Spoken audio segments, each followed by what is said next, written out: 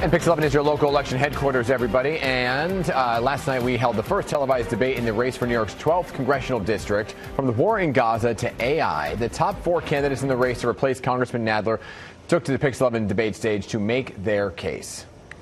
It's good that we talked about a lot of issues that we need to do something about, like health care, energy, and all that. We can't get there until Donald Trump is gone, and that's the reason why I'm running. The Democratic Party needs to do what it has always done, which is challenge the status quo, elect a new generation of leaders with new vision, freshness, and new ideas.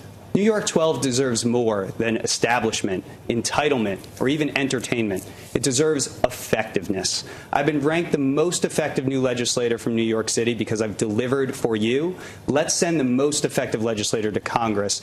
I'm not a tech bro, and I'm not a TikTok star. I'm someone who has spent my career using government to make change. That's what we need right now.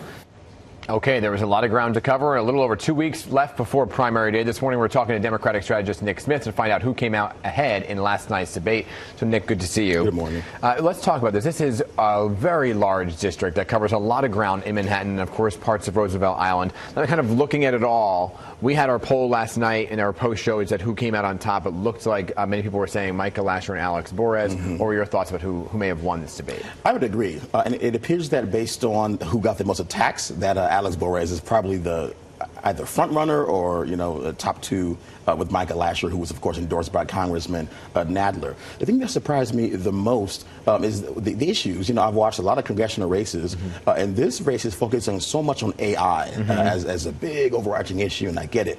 I worked the district. I worked for Linda Rosenthal for a little while years ago, so I get the pulse of the district. Of course, it was expanded to the east side, and so that is surprising to me. So there wasn't much talk from them about housing issues, et cetera.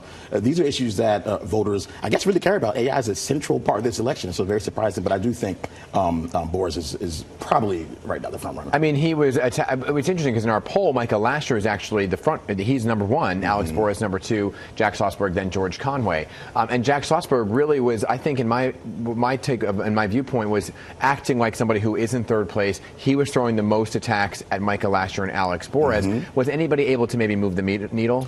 I don't think so, and I am surprised that Schlossberg, to me, he didn't really meet the moment. He lobbed many attacks, particularly against a single member, Borez. But I think what he had to do was come into this debate and persuade voters in that district, which is a little wealthier, care about the issues, that he's the guy. So you can't just have the Kennedy mystique. You have to have a reason for voters to switch from Borez, Lasher to you. So I think he's probably in third right now. And I'm not sure he changed that last evening. Yeah, and what do you think about some of the issues? Let's talk about the war in Gaza for a moment right now and how they would handle that issue. A lot of them would not answer the question about genocide.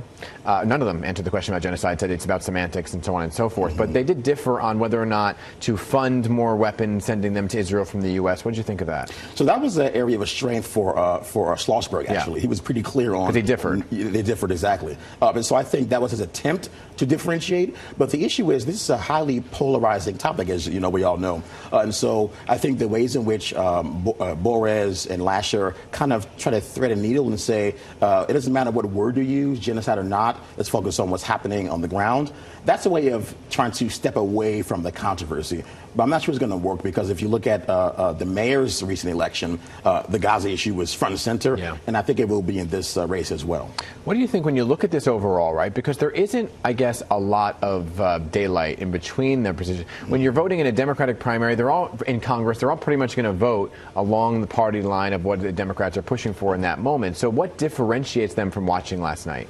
I really think it's what kept coming up, which is AI. Yeah. The district, they care about these tech issues, and there's issues of electricity rates, there's issues of data centers sucking up a lot of electricity, and so that really matters. I think whoever has the best record there will probably skate ahead. But again, you have two candidates at the top, Borez and Lasher, who are pretty close. So it's kind of hard to say what will turn it, but I think it also comes down to ground game as well. And, you know, this is a relatively new district, so the question is which candidate molds together a coalition of the West Side, East Side, and as you mentioned, Roosevelt Island. Who does it the best? And I'm not quite sure who will, but I think top two will be Borez and Lasher. I mean, Lasher had a strong closing statement with who was endorsing him, why he's the best man for the job. Who do you think presented, I guess, on last night, you know, their delivery on the issues and so forth? Who was the best in terms of that? I'm going to give the slight nod to Lasher, mainly because, one, Congressman Dallas has endorsed him. He worked for him and the governor and the AG.